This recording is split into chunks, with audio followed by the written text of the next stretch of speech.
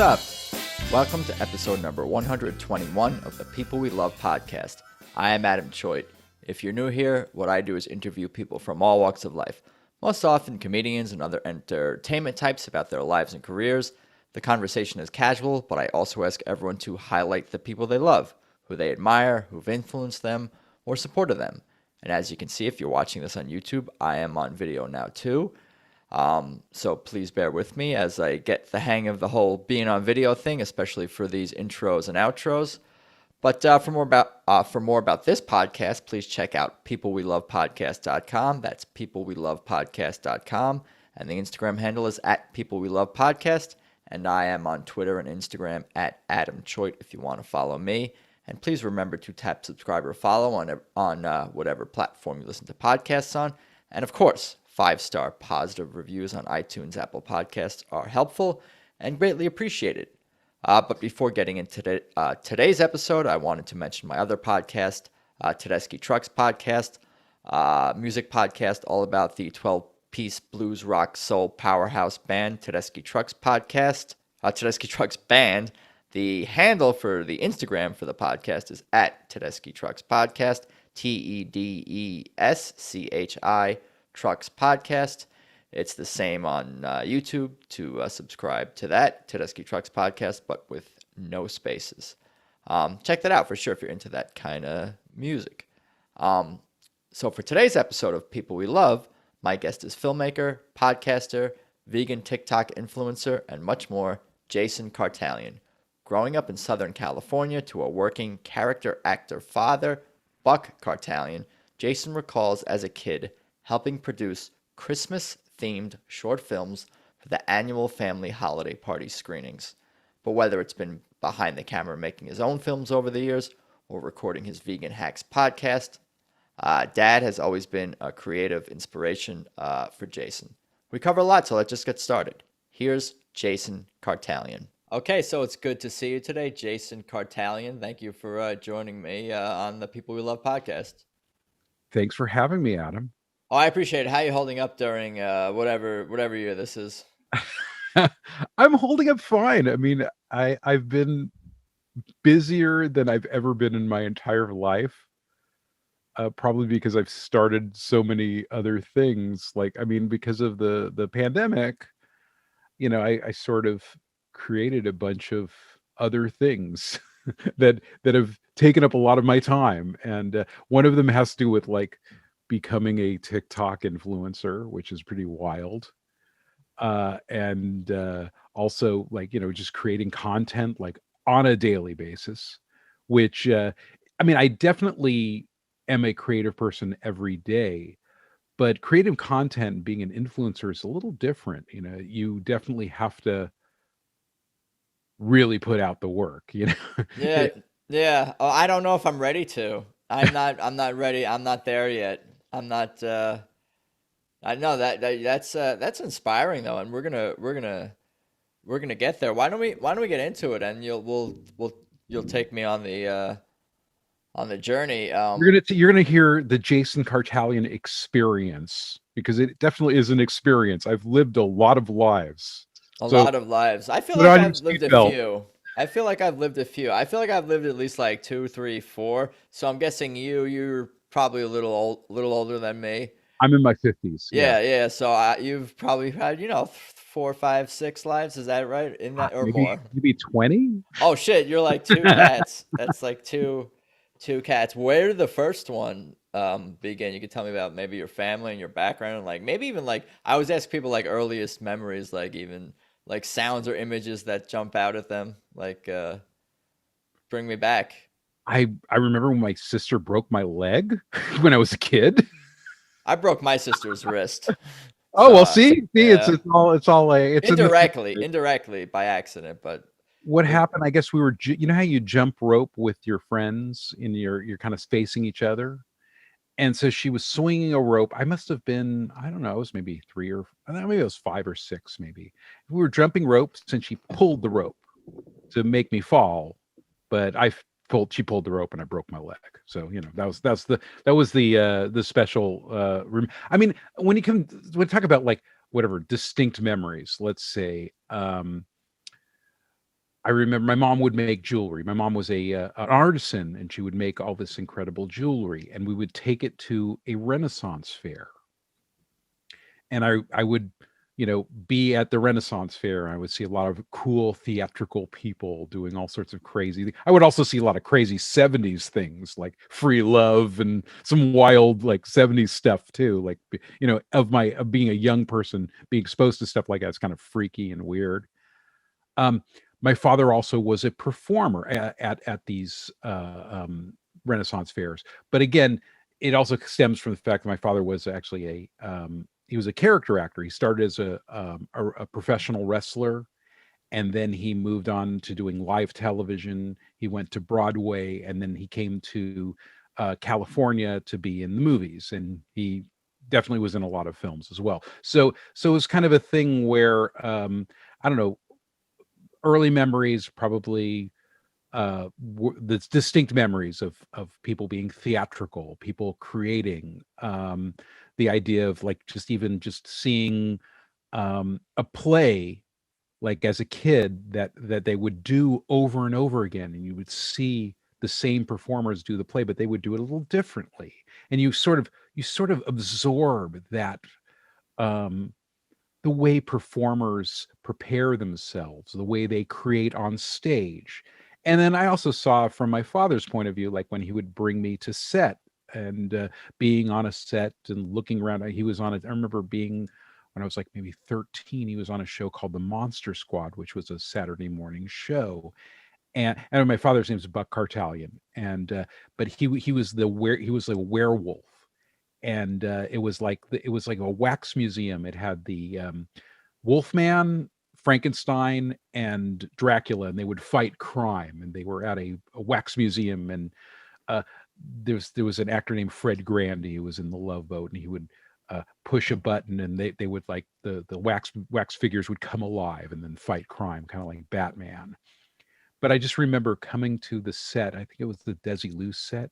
It's called the Red Studios now, and it was where they shot I Love Lucy. It's a very, very historic set. But just seeing the craft and seeing the way all these artisans would build these amazing sets, and they'd build like rocks and all sort the idea of like okay, sometimes the world is boring. You can create a more interesting world by making films. You can create a fantasy world, a playground, and it's so amazing to see people working professionally doing that type of thing. Have you always been like this? You sound like you're like inspired, and that you were fascinated by the creative world and performing and acting and filmmaking and then all of that, like and TV shows like very early on, like with your family influence. Have you always been like so? And I mean this in like a good way, because I'm asking this because I'm kind of the same way. Like always such like a curious, excited person who's always been like so passionate about just creativity because you've been around it. Have you always been that way though? Yeah, I mean, I think that um, I'm always inspired by creative people. I mean, I think the thing is, myself. I mean, I'm a filmmaker. I make a lot of different things. I mean, I also do things a lot of times, like especially now as a creator online. I'm doing a lot of stuff all by myself. I'll create stuff like I'll write it, I'll shoot it, I'll put it up all in a day's work, and it'll go up, and people will see it and whatever, consume it. Um, but I'm really inspired by the creative process when it comes to collaboration. And a lot of, I think as filmmakers, there's a lot of focusing on like the auteur or the filmmaker. That's a, Paul Thomas Anderson movie, or that's a Quentin Tarantino movie. But these people, you know, regardless of their talent, they need other people that are super talented that help them No re- doubt. realize their vision. And so that's part of it. I think being able to just be in a situation where we're working together, everyone's working together for a common goal. They're trying to create, they're trying to tell a story. The actors are trying to tell their story. And just sort of growing up around kind of some crazy, interesting, creative people, it's just more interesting than, I guess maybe, I mean, to me, than being around a bunch of accountants or lawyers. I mean, I'm sure there's a very creative way that a lot of lawyers, do their work, but being around people that like you don't know what to expect, and also the ability, like a lot of my friends are filmmakers, because it's just kind of thing, we're kindred spirits, we sort of all um just sort of have the same kind of experience. We also have the same kind of things that excite us and we're passionate about. We can Sure. toss around the same language, No doubt. What about like other interests in like elementary school age, Jason? Like, were you into sports or other like creative or artistic things, music? Like, what were you good at? Good student? I mean, elementary school, but like, what about like when you were a young kid? Like, When I was what nine were you years old, like? yeah, when I was 9 years old, I learned how to juggle, and so I started juggling pins, and I started juggling fire, and I started doing Dude, magic, and I had this one trick where I would juggle and eat an apple. And it'd be all messy. You'd juggle like three balls, and well, no, you would juggle three apples, and you just eat them really fast as you're juggling. And in fact, it's so funny because I've actually, my daughter is 14. I've actually taught her how to juggle too, because I figured, like, look, I learned how to juggle. I need to learn to teach her how to juggle, and we're actually learning how to throw pins to each other now. And it's kind of a situation where it's like I learned from this amazing clown. He actually had a clown school. The guy named he passed away about a year ago, Stu Goldberg, and he was this amazing guy, and he did all these sorts of. Stu Goldberg was like this interesting creature of the 70s. He had a nightclub in San Francisco, like a disco nightclub called Dance Your Ass Off. And but he was a man of many lives. He worked with circus performers, and he was such an interesting character, and he taught me how to juggle, and hand balancing, all sorts of like interesting things. And I was never really a performer per se, but I being able to juggle was always like, when I was superpower, it was like, okay, I can juggle. Not only that, I mean, I also learned how to juggle five objects, and so five balls. So that's kind of damn. the thing where, that takes you to that next level where, okay, well, let me juggle five, and that was something too, that, the ability to like have a challenge and then just keep on doing it every day until you're good at it.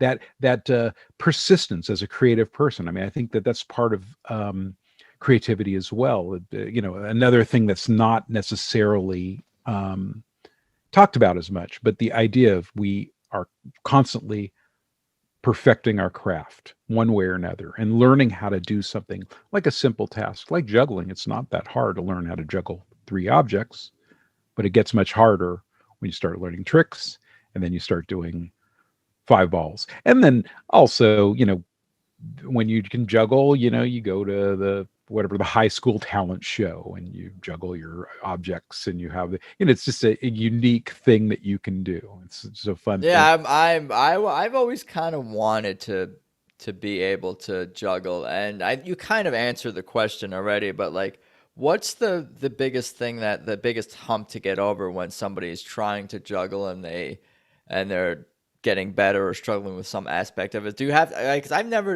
really tried much. I mean, I know I can't, so I never really got very far, but is it just trying to juggle two balls with one hand? Is that how you learn? Like, how do you learn to juggle, I guess is the question. Well, it's just basically a 1-2 pattern, right, left hand. So it's 1-2. So it's kind of a situation where I don't have any balls with me, but it's Okay. 1-2. I would definitely show you 1-2 1-2. So it's like 1-2. It's kind of there's always a ball in your hand at all times. Right. 1-2 through 1-2 1-2. Even though there's three, you're throwing. So it's kind of a situation where There's all sorts of great tutorials on YouTube, but I mean, Sure, I bet. I would basically just learning how to juggle. You get three very similar weighted objects, baseballs. The best are the lacrosse balls. Those are the best to do. And you push yourself up against a bed, and then so when they fall, you don't have to pick them up off the ground. They'll just land right on the bed. And you do that 1 2, and in fact even 5 is 1 2, but it's 1 2 1 2 1 2 1 2. It's a lot faster. So it's just about rhythm. I was gonna say rhythm was the word I was gonna Yeah, use. it's rhythm and practice. And the interesting thing about, like, I mean, I don't know, I mean, I know that I've um devoted my life to a lot of futile pursuits, but juggling is not a futile pursuit. It's something that if you do it, you can do it really, really, really, really well. And if you practice every day, you'll get, like, in a month you'll be able to do three balls. It's not hard. And also it's a funny bit too. Like, I remember there's one comedian. He actually got banned from the Renaissance Fair in Agora.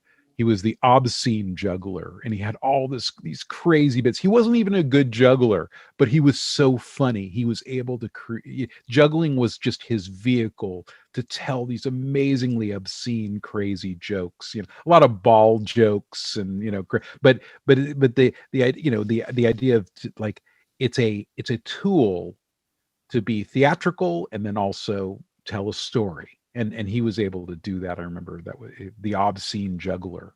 And then there was also another outgrowth of the Renaissance Fair were the Flying Karamazov brothers. I don't know if you've ever heard of them, but they're a famous juggling troupe. They came from the Renaissance Fair, and then they were able to tour the world with their juggling skills. I imagine it's meditative or something to that nature for you to juggle if you're just sitting in a room by yourself doing it. I mean, I guess it's some amount of exercise, even maybe even for the brain and for focus, hand-eye coordination, all that. But is there like a meditative aspect to it? Yeah, I don't juggle a lot right now, but what I've been doing is playing with a kendama, which What's is that? a kendama is a Japanese skill toy, and there are basically, I don't know if I have one right here. I usually have one on my table. Oh, I guess I don't.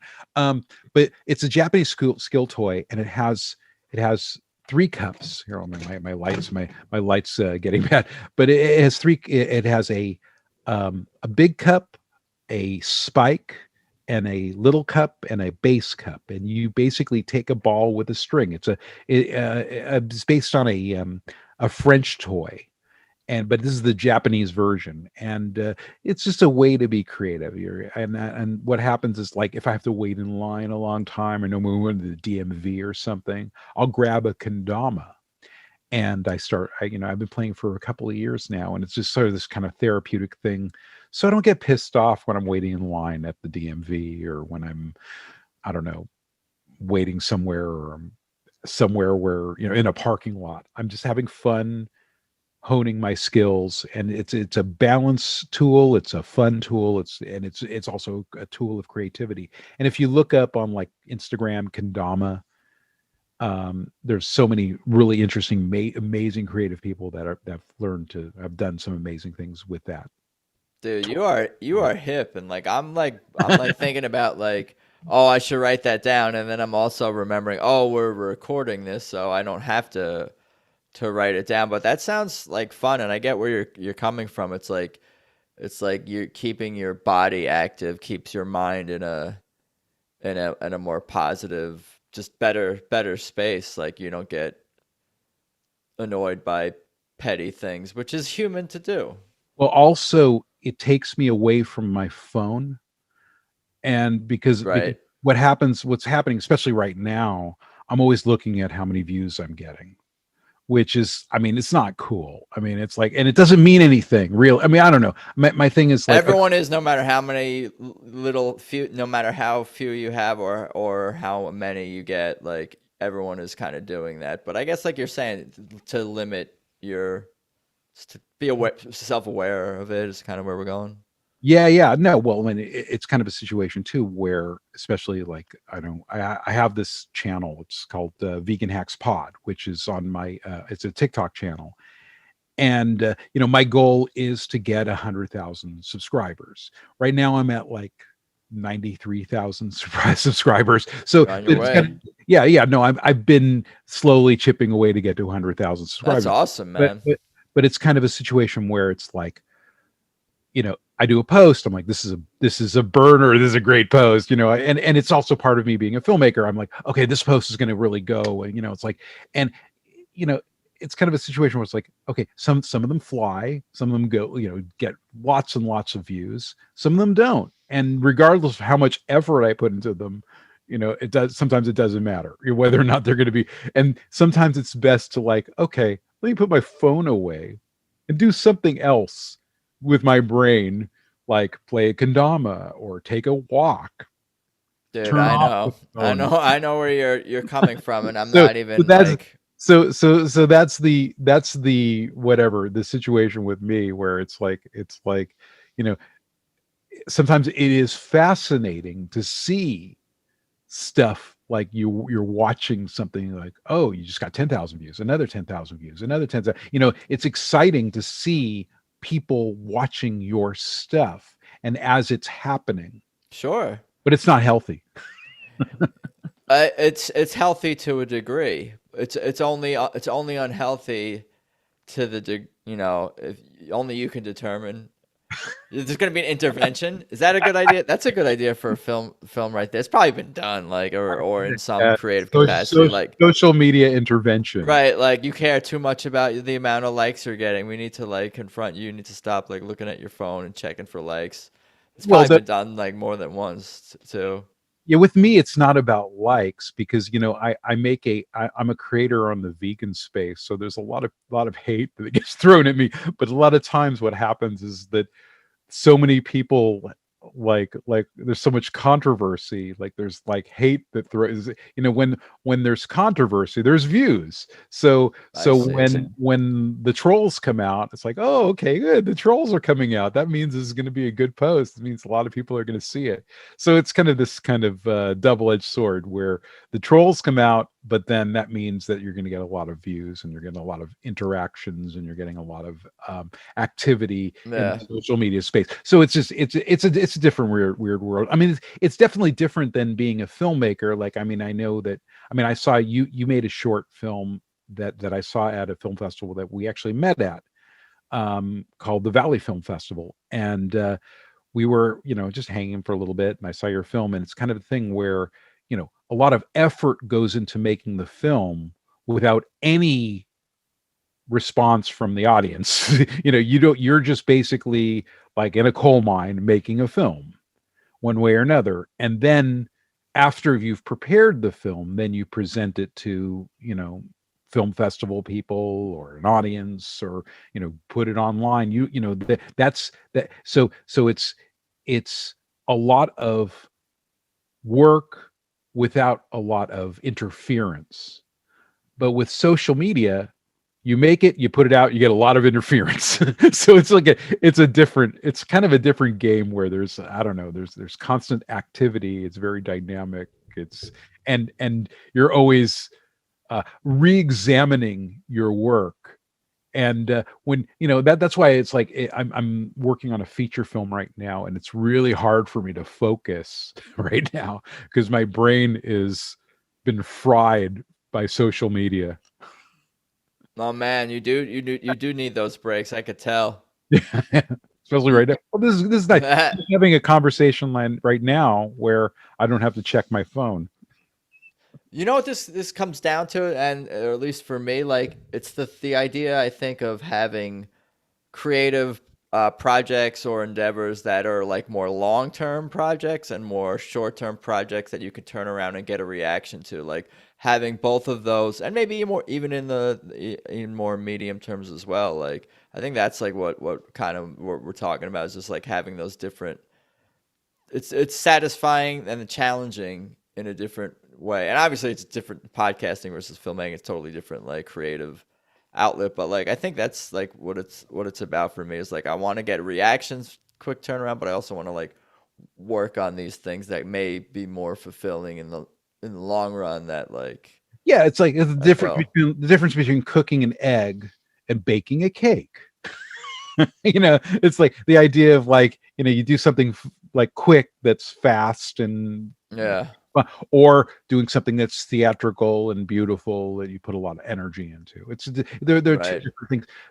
My issue though is, especially, I mean, I don't know. I mean, I see you're a filmmaker, and a lot of people like want to, we'll make a feature, and the the concept of the feature film, I think, is becoming outmoded, and that's frustrating to me because it's something I always loved. Is feature. Yeah, I'm glad you said that last sentence there, like, because I was like, oh, I was like, oh, I still want to do that. I want to be one of these people he's talking about, for sure. But what about? I want to ask about middle school, like where Middle school. yeah, we were going back to middle school. You Okay, must tell me we're about wow. Okay, yeah, let's because keep we were going. you were telling me about you were performing and you started doing magic and juggling, and then I asked some questions about juggling, and off we went. But like, you can bring me to middle school, to high school, to college, and kind of what we were doing creatively, student, family, friends. Who was Jason? Through his teens, kind of thing. Yeah, well, middle school was weird because okay, so my brother was sort of a real handful to my parents. Like he was like just always getting in trouble with the law and things like that. And so my parents were like really concerned about me, perhaps like my education, my upbringing, my background, whatever.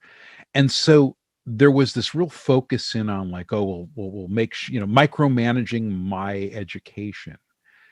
And so I was put in very small learning communities in little private schools, and that was kind of a thing where I felt like kind of um, regressed my socialism, my socialization, and so I had trouble, like, let's say, like connecting with people, connecting with having friends. Like I didn't have that same experience that I think a lot of people have, like where they meet friends, because every year I would be taken out of a community and put in another school.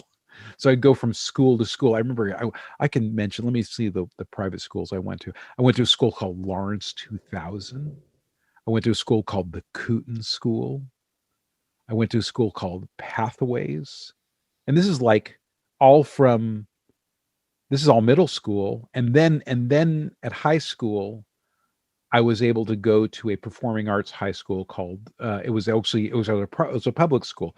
It was the Van Nuys High Performing Arts School, and I think it's still there. It's still a public school, but all those other schools were private schools, and I just like felt like it was a weird experience being um, in different schools every year, um, and not having a lot of friends and not having a lot of structure socially.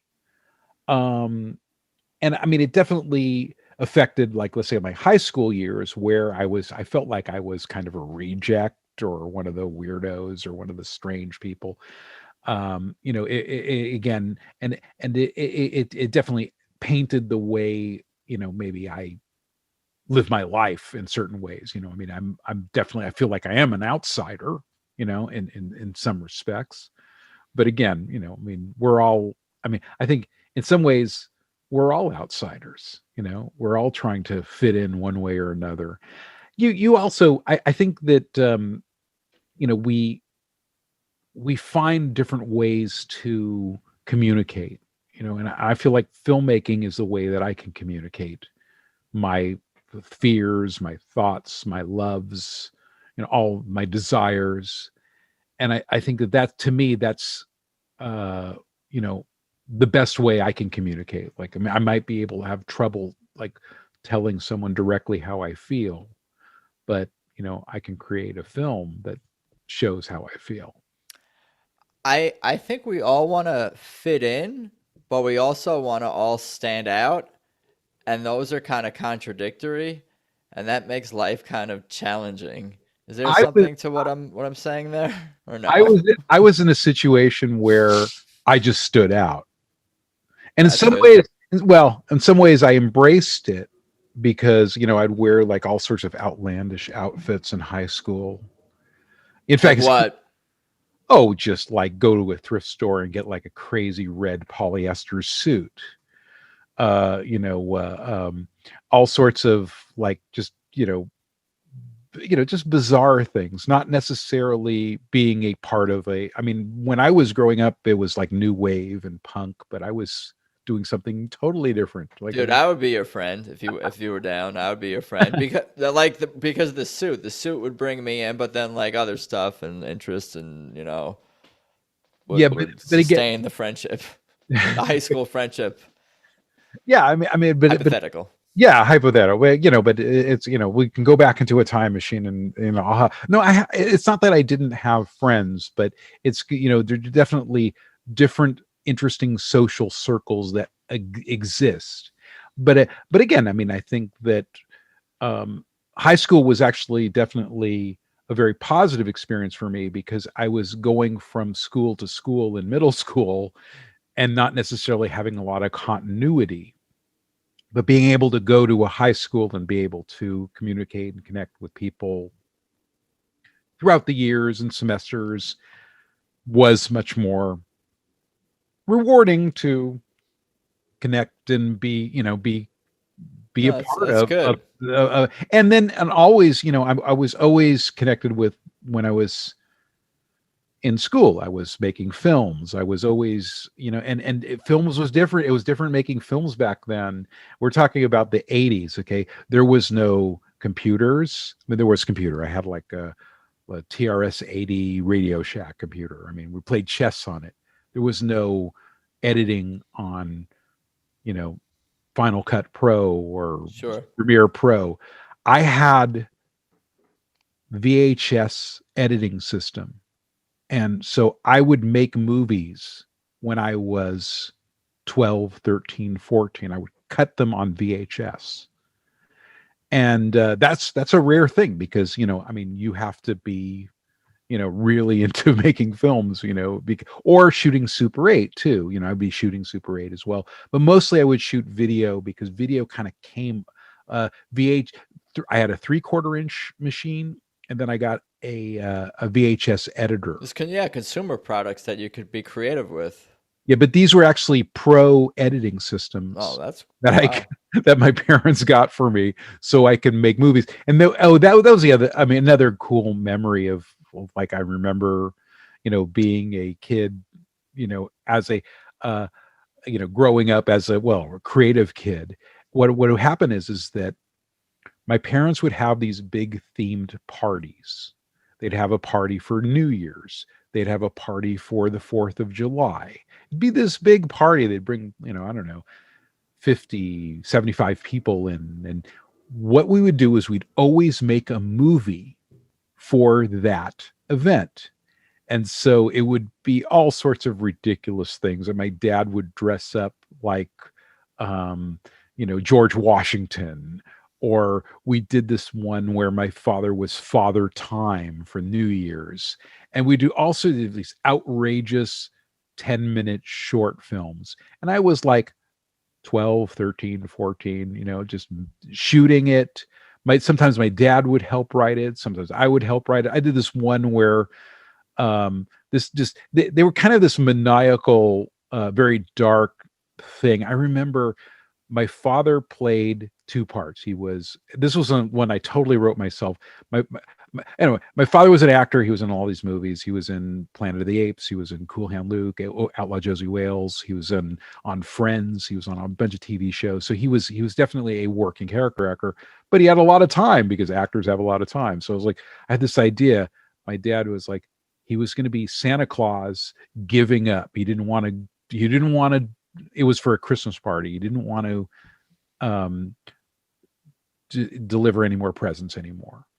And so my father played an elf, and the elf's like, "Come on, Santa, you can do it." And so he's basically talking to himself. I have the movie somewhere. It's pretty crazy. And they're arguing back and forth, and then the elf says, "Okay, if Santa's not going to do it, I'm going to do it." And so he goes up on the roof and he has all his gifts and he goes down the chimney and then he he gets down the chimney, and then he's held at gunpoint for being an intruder, and he gets shot at the end. So that's That's great. Everyone must have loved seeing these movies who came to these parties. that was part of the event. Everyone was like, sometimes we'd have two showings because more people would show, Sure. but it was like the kind of a thing where everyone hang out, and then I never thought of it like, that it was like part, like an important um uh, part of the event, but everyone was expecting us to make some kind of ridiculous, insane movie for this thing. We did this other one where I don't know if you know, Geraldo Rivera used to have a talk show.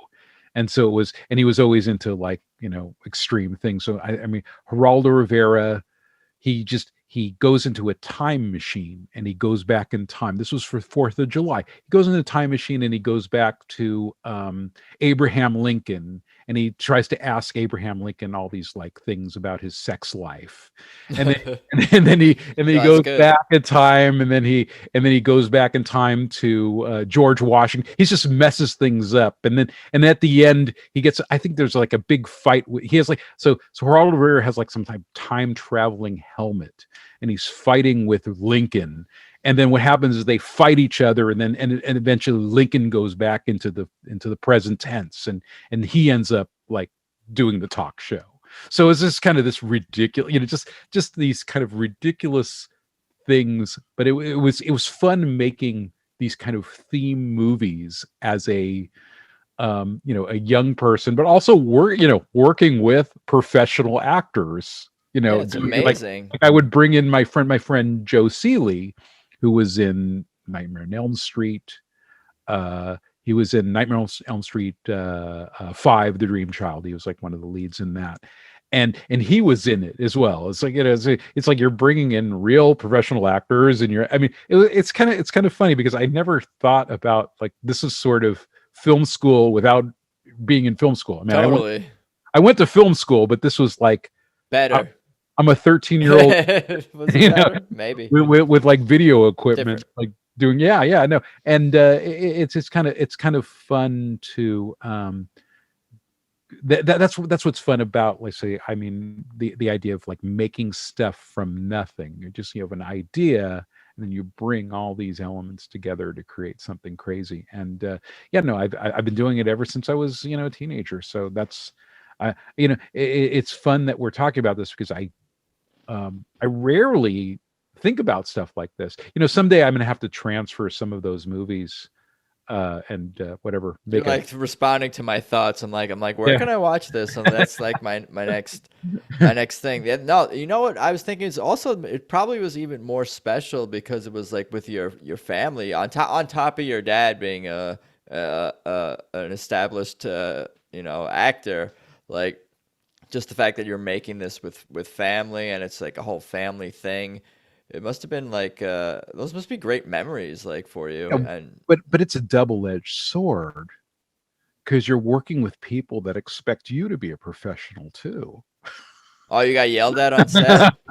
Oh, what do you think? I guess so. No, that's not how I pictured it. That's not how I pictured it in my mind. In my mind, it was like a well-oiled machine. Everybody's having a good time and joking around and at No. at mom's craft service table or whatever.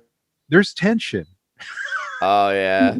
Well, that was funny. Talk about my mom's craft service. It was so funny when I was making my first movie.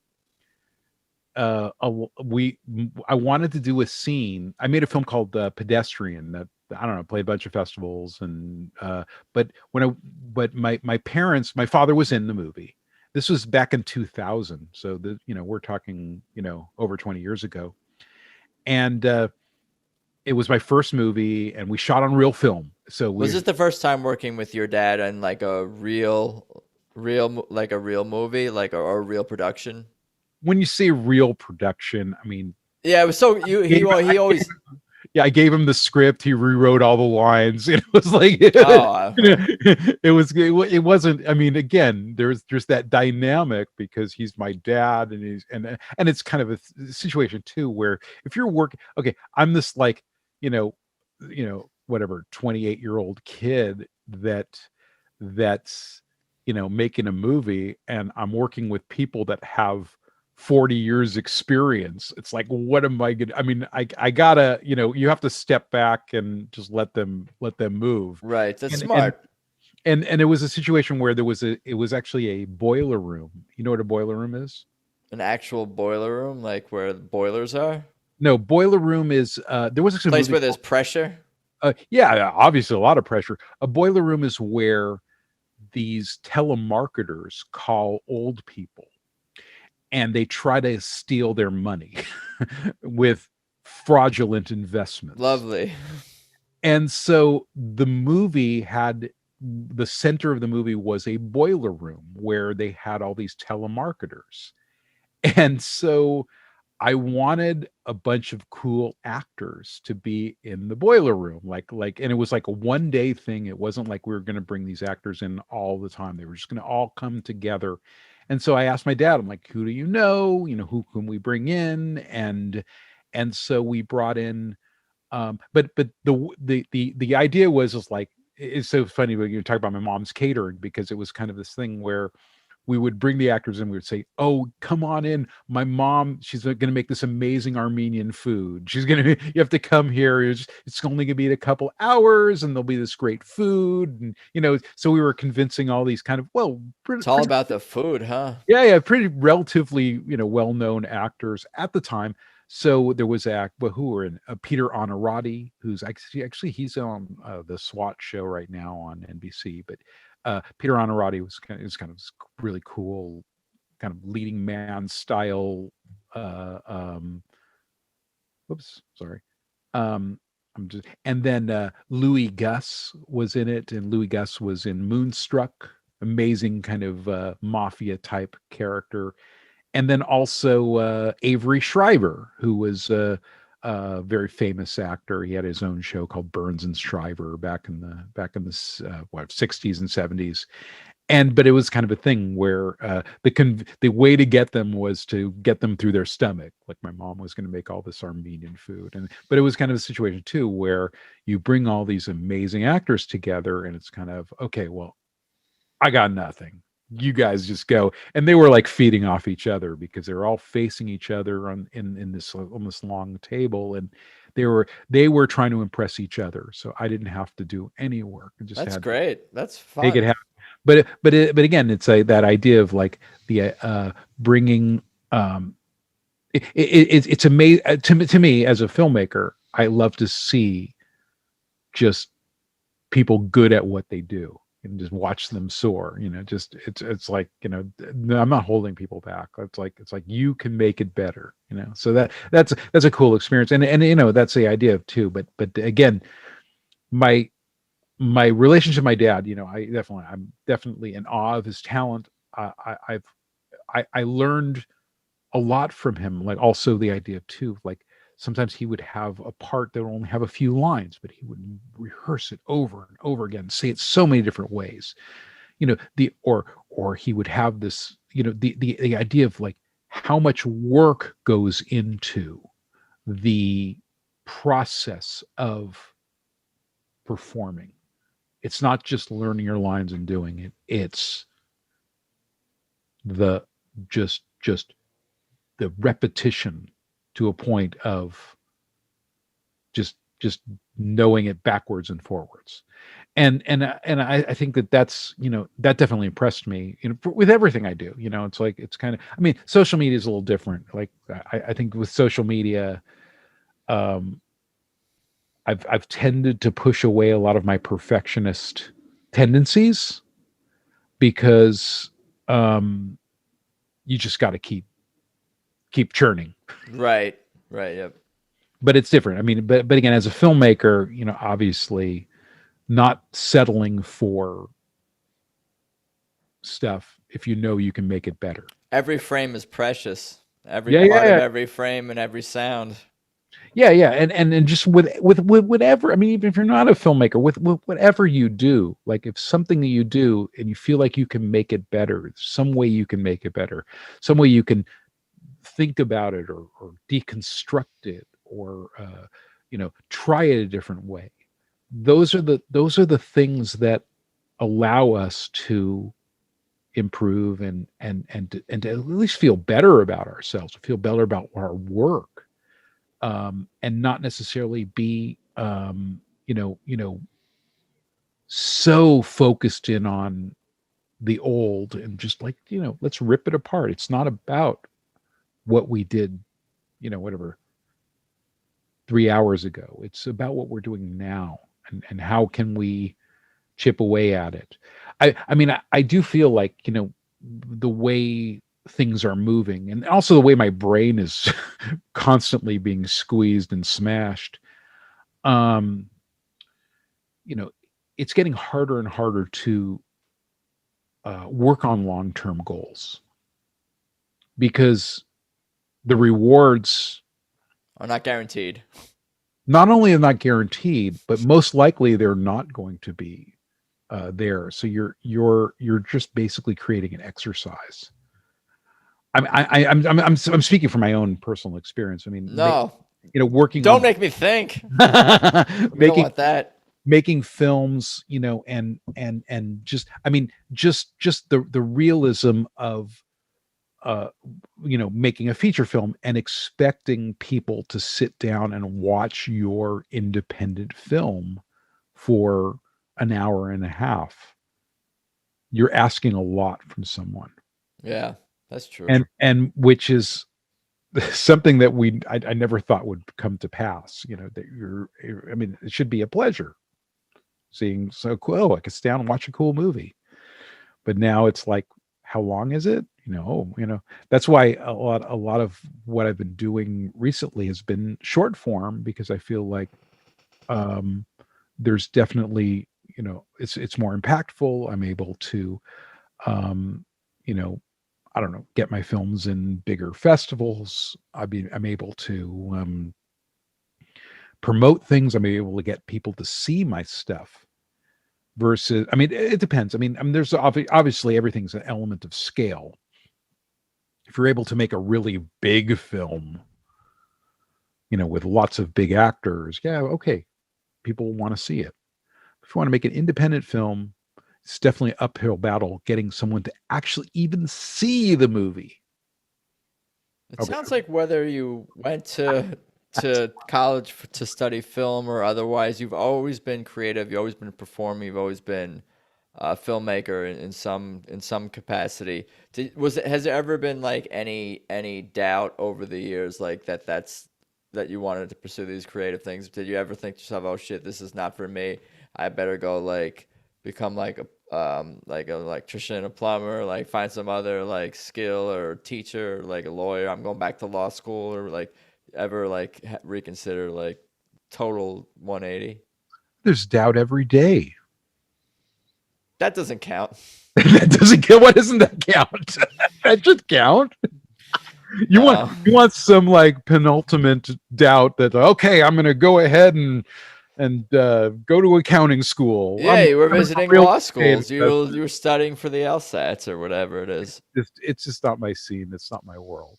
It's so funny too because I'll screen it. There's certain festivals I screen at where, like, there's one festival I screen at in Gig Harbor. I've been there like maybe 5 times, 6 times. I go up. It's up near Washington State, and it's like we come in and it's just like, oh, the freaks are here. Here they are. It's like, but it's nice. They're happy. They're happy to see us because we put spice in their lives, and it's just that's just my I'm it's just the way I am. It's my I'm that's what I'm made of. I'm made of being a creative person. I'm not going to think about being a lawyer. I'm not going to think about being a doctor. I'm not going to think about those practical things. I'm going to think about how can I be creative? How can I make money as a creative person? How can I do things that are interesting, compelling? How can I communicate that way?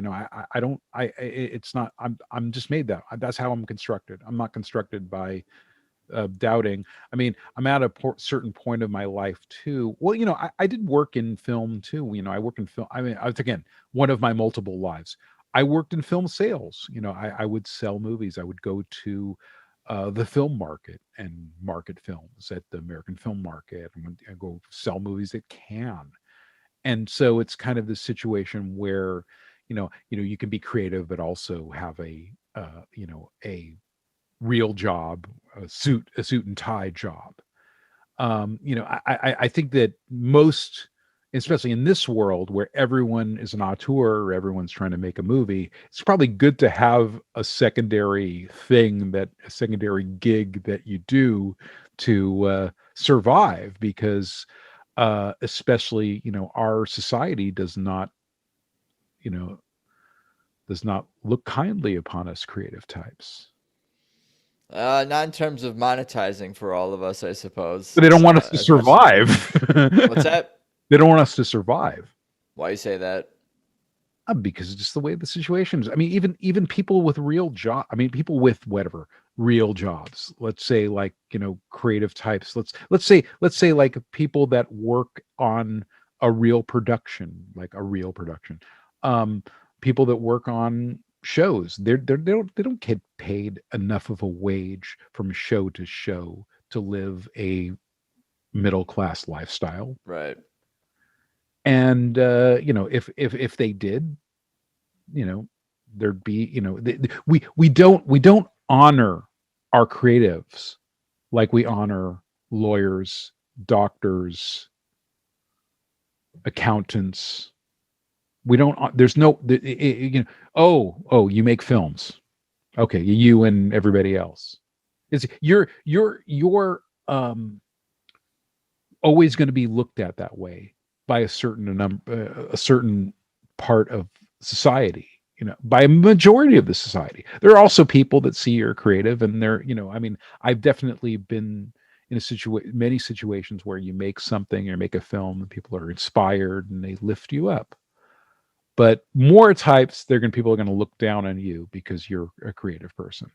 That's my goal, I think, in life is to um have a job where people are like, oh, that's not a real job. And I'd be like, that's right. And I'm still making money from it and getting paid from it. How But about that?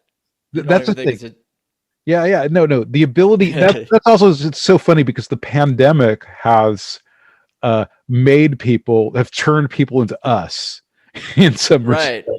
because they realize like, oh, wait a minute, it's kind of nice just like rolling out of bed and going on the computer and then go taking a nap, and I don't have to go to an office. And people are realizing they're learning our gig, they're learning our they're trying to mac our vibe. Right. I aspire to live a very bohemian lifestyle. And maybe I already am, but like digging even more more on that Well, perhaps. but yeah, no, it's and I mean, I definitely am inspired by a lot of like a lot of communities. Like I definitely have, I don't know, started a new crazy career on TikTok.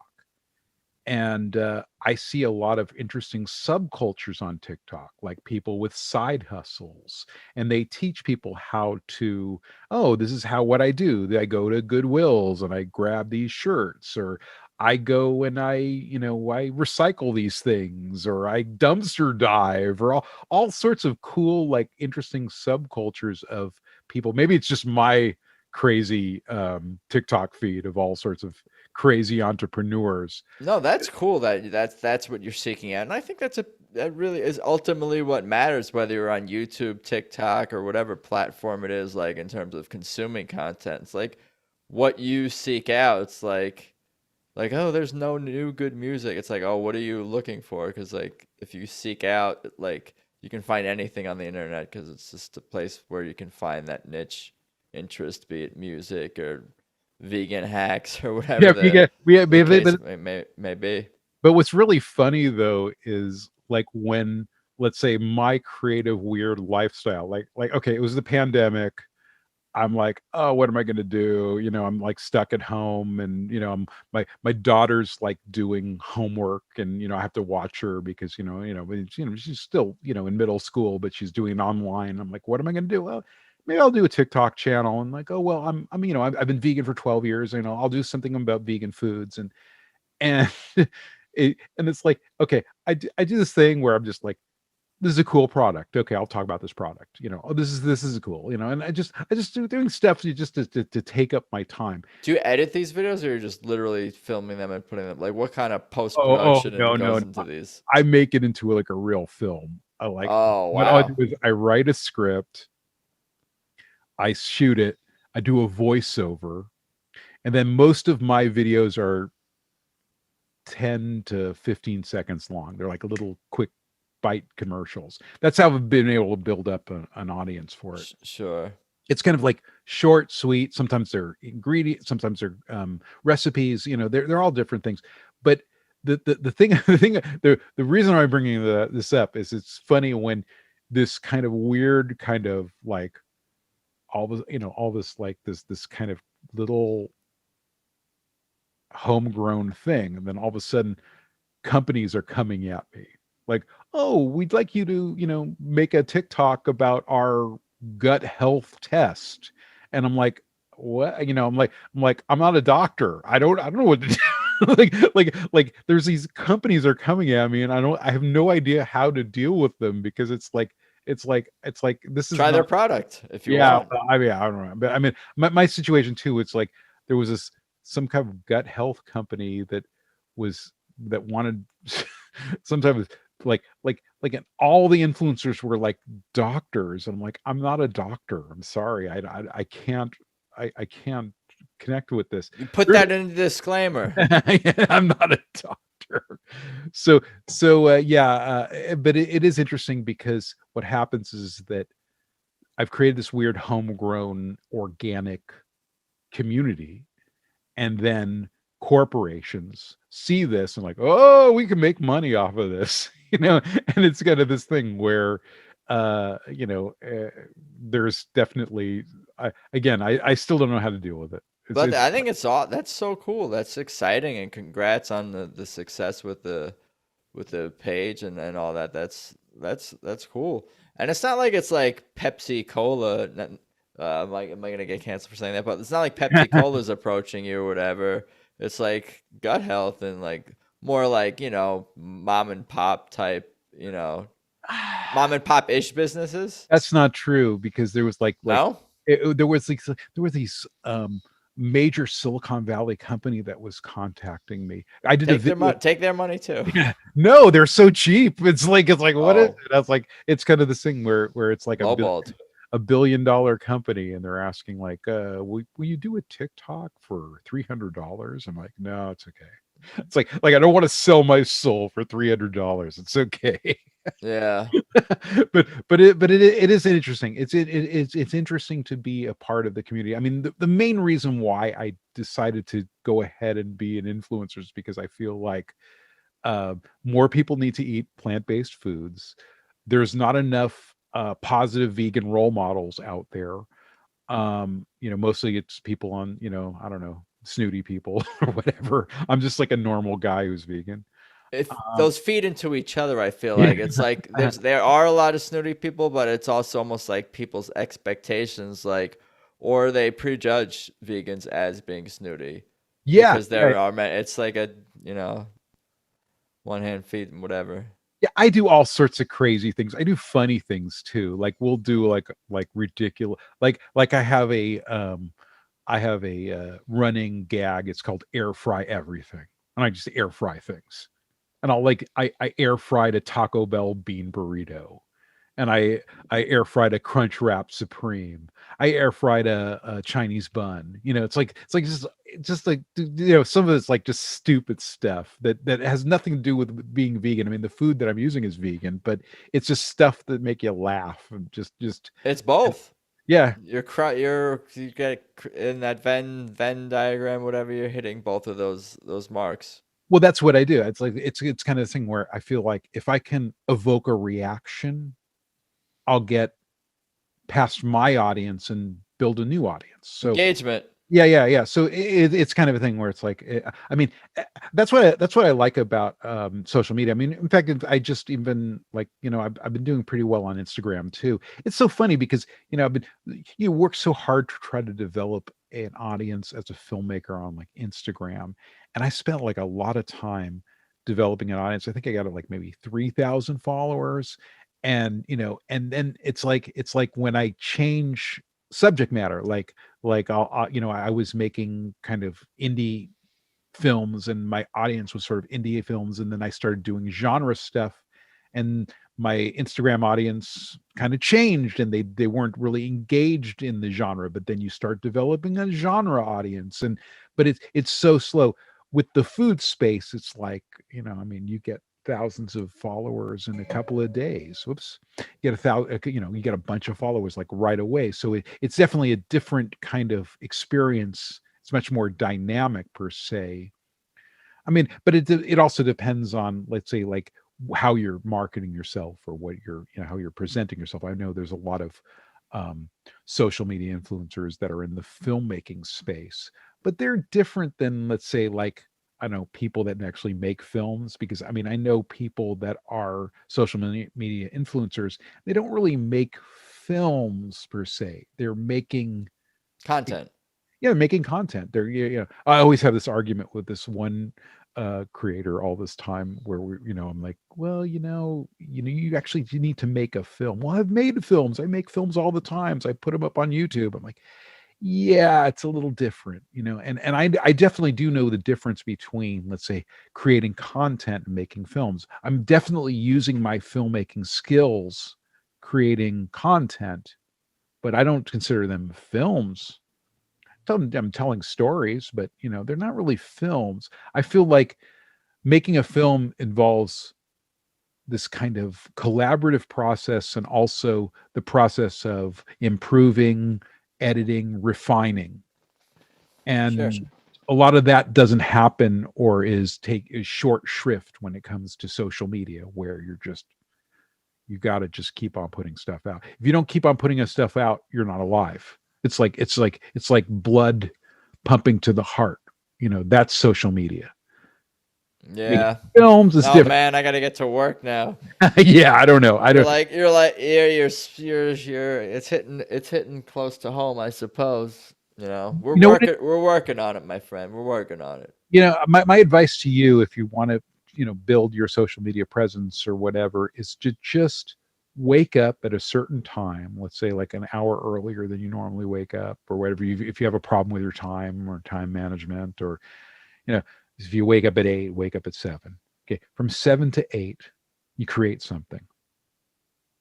Maybe great, maybe a piece of garbage, whatever. Create something in 1 hour, and you put it up every single day. Just do it. That's what you do. And you will reap benefits from that. You'll get better as a communicator. You'll get better as a digital person, and you'll find an audience. Yeah, I should just shoot a video of myself talking about whatever's on my mind or something. Like even if it's video blogging style, and then like share that on both of my podcasts, which are hosted by me. So it's like still.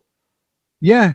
Well, but I think that yeah, I mean, it depends on what you want to do. I mean, Yeah, something. It's more about the consistency, I think mostly about it.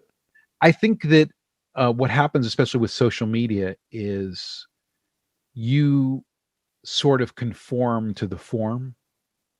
What happens is you see what works, and so you start changing what you do so it works within that. Or you just keep. I mean, you can just stay the same way, and then not, and it's just like whatever, hitting your head against the wall. I feel, I mean, I also have another whatever, a couple of, I mean, I have another account on TikTok that's just my filmmaking account, and I found out that putting up raw footage on that account was getting a lot of interesting views, and I was able to building followers from that. And so instead of creating like really really complex things, just putting simple stuff up was effective to building an audience. So it doesn't necessarily take a lot of work to do it. It just has to do with having an awareness of what people want to see. So it's definitely been a very interesting journey for me, because I mean, I'm not. It's not like I came at this like a babe, like, oh, what's the social media like? I've spent a lot of time, developing messages on whatever, remember developing message when Facebook was big, or putting stuff out, a lot of when Instagram was going down. I mean, Instagram is still an active place. Um it's just certain communities are more dynamic than others, and I sort of want to be where the action is. I'm excited by that movement. I just think it's interesting being relevant, and being a part of a community, and knowing that people care about your message. To me, that I like that. I like that. I like being relevant. Versus you know well, what's the other thing? Being, I guess, dead, or I don't know, Irrelevant. irrelevant. Yeah, being old and tossed in the garbage can. I don't know. Oh I, man. but yeah, but that's the other thing too about being creative. That's why you need to follow this direction. You see, when you spend your life, whatever, looking at the books, or accounting, or whatever, wearing a suit and tie, going to a office, you get old. When you do shit like what I do, you stay young forever. Just where I'm in the muck with a bunch of whatever teenagers do, putting out messages, putting out stuff, and to me, it's a unique experience being a part of that community as well, and also as a filmmaker, being able to create and being relevant, being able to create material that people can respond to. They see it up on the screen, and then they can say, okay, this is something that you know is I can relate to, versus this is not something that some washed up old 50-year-old thought. Right. It sounds like you've been able to connect with a whole different younger generation, other than some trolls or whatever. But like, No, but that's part of it. The trolls are cool. Bring on the trolls. Come on. they help. They help. I don't. Sounds like. I'm cool. I'm cool with them. I mean, It's not like I'm like super argumentative, or I'm creating any type of static. Or I mean, I It think happens. Just happens. I've also seen I actually see a I see a path to like lots of success on certain platforms like this, but I don't want to take those paths because it involves being very negative towards certain things. Right. And I don't want to be. I want to be a positive source. I want to be a source of light. I think that that's important. So Quality of life, and it's like quality of life. You're happier being, and it's just better. I think. I mean, but it's also but it is an element of quality of growth, because if you sure. can if you push out certain messages, you can grow much faster. I've seen it. I've seen people do it, and to me, it's not something that I want to be a part of. But it's kind of, I also feel like, it's kind of this thing where, I mean, maybe I'm like, it's so funny. We were at a film festival. What was it? It was at Fantasia. I was screening. I have a film called Giant: The World of Filmmaker Jeff Leroy. We screened it at Valley, and I screened it at a festival called Fantasia, which is a festival in Montreal, and it's a big festival. It's like one of the biggest genre festivals, and it was like one of these festivals where it was like a hybrid festival, and we were doing this online Zoom party, and it was this really cool, like, 8-bit world where you kind of walk around and stuff. But it was a situation where there was a Zoom, and then all of a sudden, I think it was the girlfriend of a filmmaker followed me on TikTok, and she just kept on asking me questions and fanning, like doing this fan thing. And it was like, I felt like it was weird. It's like when worlds collide, when when my filmmaking life and my TikTok life kind of like, I've been living these kind of separate, weird, private lives, and all of a sudden they collide. But it was interesting to see, like, okay, this is a person who's probably in their early 20s, but they sort of identify with what I'm doing. I'm kind of like this, whatever, I don't know, friendly dad-like character who shares vegan recipes with people, and says, creates creative, fun content. But it's just interesting to interface with people. I know that there'll be more. It's like, and then just meeting people face to face, now that things are whatever supposedly kind of whatever thawing out a little bit. But the idea of like you have this sort of perception thing you've created. I mean, it's weird too. It's like I'm creating this stuff. I'm talking to a microphone. I'm doing like what we're doing now, where we're just like creating stuff and then putting it out there, and then people are seeing it. They're responding one way or another. They have certain perceptions of what type of person I am. I mean, again, whether or not it's real or not or whatever, but it's cool seeing that what you do is making some kind of difference, is making people think about the environment, making people think about, maybe um, whether or not the chocolate that they're eating is, ethical. Certain things like I'll put funny, crazy things in, but then also I'll sneak in some, social meaning that I feel is important, and being able to communicate these things to a younger audience, a developing audience, an audience that's learning how to, make their way in the world, I think is really important. It's like I'm an older guy passing on information to younger people, and so it's been an interesting journey.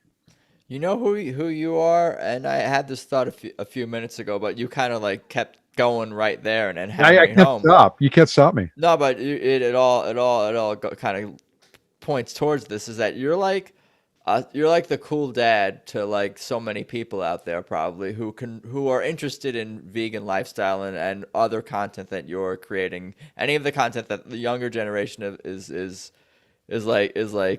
consuming of yours. Because like there's so many, I could picture so many like young people out there who are vegans, like being frustrated by their parents not understanding them or relatives not understanding them, and here you are, this friendly, daddish character, and you're like, oh, why can't my dad be more like this guy who understands? Not only does he understand me, he's like helping me like become a better vegan or whatever the case may be. Like I think there's maybe something to that. I'm joking around, but like I No, think no, I think there is something to that. no, because I actually definitely saw that. I mean, I felt really weird. Like I was at like this kind of, how film festivals are. Everyone's talking about themselves and their project or what they're going to do, and but it was weird when it was, my side project of being a whatever a food influencer sort of, and this person had some really interesting questions and was sort of kind of fanning out like, wow, you do that and this and that, when you did this and when you do that,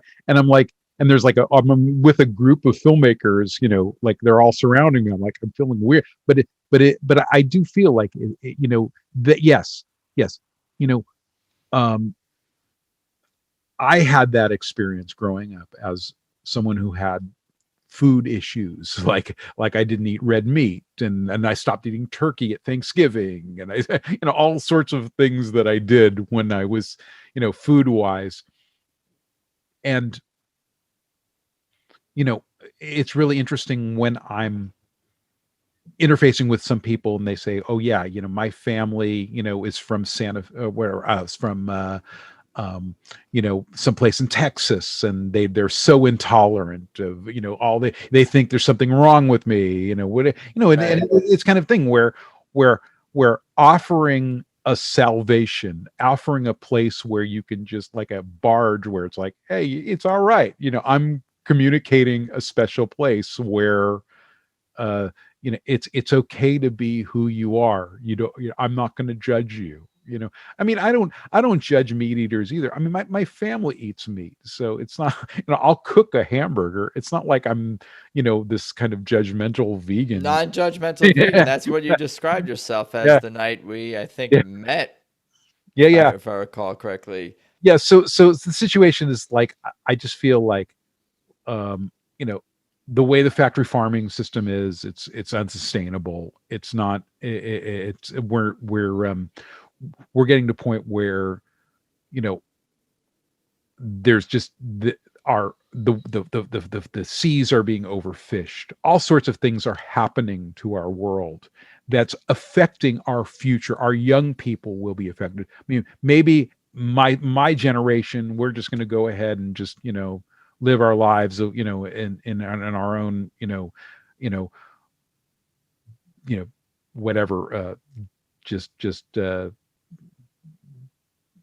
consumering destructive ways. I thought you were going to say spaceship and We're on gonna another get in our, yeah, planet. we're gonna get our spaceship and we're gonna fly off. No, but the younger generation, the 20-year-olds, the 15-year-olds, they're the ones that are going to suffer for the world that we've created, and they know it. They know it, and so I get, maybe that's another part of what appeal that whatever, at least my, whatever my little TikTok channel is the idea that at least I'm a person that understands that we have to make a change. There has to be a paradigm shift. There has to be a change in the way we eat, the way we consume, the way we throw things away, the way we package. Um, all sorts of things have to change in order for our society to survive. Oops, I'm knocking over things. But anyway, Yeah, we I gotta I take digress. small steps, I suppose, with the goal. Why don't you bring me up to date? Tell me. I mean, we may have covered it already, as far as like what you're working on, what's upcoming, and we could kind of and just tell me about bring me up to date, I guess. When is this going live? I mean, you're going to put this out soon, or That's a good question. What month is it? December? yeah, is this it? I think sometime in the first half of this month is a Oh, good okay. goal. Well, if you're in Melbourne, Australia, my film Giant: The World of Filmmaker Jeff Leroy is screening at Monster Fest, which is the premier genre festival in Australia. And we're at Cinema Nova. I think we're playing Sunday, December 11th. My film Giant: The World of Filmmaker Jeff Leroy is about another inspiration of mine. My friend Jeff Leroy, who makes these amazing films on his rooftop, and they're kaiju. They're modern kaiju movies. He makes giant. He makes miniature buildings, and he has monsters and giant women smash them to pieces in his movies. And I made a movie called Giant Women, micro budget, that went to about 25 film festivals. And then even more successful is Giant: The World of Filmmaker Jeff Leroy. We just played Film Quest, we played Valley Film Festival, we played Horror House, we played Fantasia, we played Film, what was it? First Glance, a whole bunch of festivals. And we won a Scuffy a Scuffy Award at the South Carolina Underground Film Festival, which is really cool. They gave me like this little cool gold statue of it looks like a miner, but he's mining for underground films. He's got like a That's film. awesome. I was like CUFF. I was But I yeah, feel no, yeah. But that's Giant: The World of Filmmaker Jeff Leroy, and hopefully I'll put it online soon. But it's such a fun movie. It's about making movies. It's about, again, things that I love. Making cool genre movies, and also making movies, for the love of it. Not just for whatever the huge profits that we experience. No, I'm pretty inspired by this conversation, like for real, and I appreciate you sharing all your stories and talking about family and mom and dad and childhood filmmaking. Like it's just good stuff for me to just absorb and be around, just like personally, professionally, and a little bit of another little kick in the ass for me and inspiration as well to keep going with all of my creative endeavors. It's been super cool. Why don't you tell people where they can find and follow you, and again, if there's anything else you want to talk about or that we missed or plug or promote, I'll let you kind of do your thing. Yeah, I mean, you can follow me. I guess my website's jasonkartalian.com, and it's just my name. And then I I'm on socials. Um I'm really pushing if you're interested about plant-based living or just want to see some cool stuff, or you want to see a form that has been kind of successful for me. It's my podcast. I have a podcast called Vegan Hacks Pod, which is on all the major platforms, and then I'm Vegan Hacks Pod on Instagram, on TikTok. I'm also JK Hollywood on TikTok, and also J Kartalian on Instagram. So yeah, just follow me if you're interested in what I'm doing, and reach out. Best probably not to reach out on TikTok because I got a lot of messages on that one, but on Instagram, I generally answer most of my Instagram stuff. So either through the Vegan Hacks or through the J Kartalian, and my name is spelled Kartalian. Also, look up my dad. He's an amazing guy. He made an amazing career as an actor, and sort of a kind of a definitely a cult actor. And I appreciate. Thank you, Adam, for having me, and I Oh, my appreciate pleasure. Gary letting me share. And this has been a very interesting conversation. I think I've learned a little bit about myself here. Oh, perhaps I'm Uh, glad that you can have that chance to do that for sure. Very cool. But I'll let you get on with the rest of your evening, and I'm let's just talk gonna more pass soon. out. I'm gonna go into sleep now. I can't take it. Do it. All right. You got to have a good night. All right. Later. So there you have it, episode 121 with Jason Kartalian. I really appreciate him taking the time and sharing his stories. I feel like I learned a lot. And I ordered Kendama, by the way. It came today. I tried it. That is very challenging. But anyway, for everything about this show, of course, head to peoplewelovepodcast.com. The Instagram handle is at peoplewelovepodcast. I am at Adam Choit on Instagram and Twitter if you want to follow me. My other podcast, the music podcast, is at Tedeschi Trucks Podcast on Instagram. TEDESCHI Trucks Podcast, all about the blues rock soul powerhouse band. It's a fan podcast. But I think that's about all I got for today. I appreciate you guys listening. Thanks as always, and let's talk soon. Peace.